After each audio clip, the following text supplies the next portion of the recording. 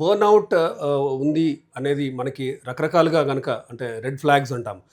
ఈ science and symptoms కనిపించినప్పుడు we tell them to go slow.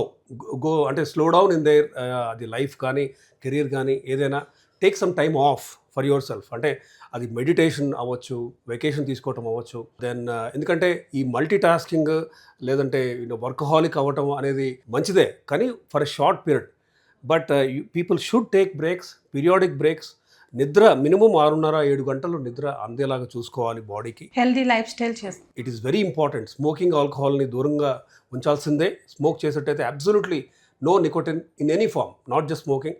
కొంతమంది టొబాకో చేస్తూ ఉంటారు, బట్ అది కూడా కంప్లీట్గా ఆపాలి. ఎందుకంటే ఇన్ఫ్యాక్ట్ హార్ట్ రేట్ పెరుగుతూ ఉంటుంది, సింపాథిక్ డ్రైవ్ పెరుగుతుంది if you smoke and if you use nicotine. కాబట్టి it's really important that you avoid smoking and alcohol. Increase or improve your sleep hygiene and health. Then meditation చేయటం చాలా important.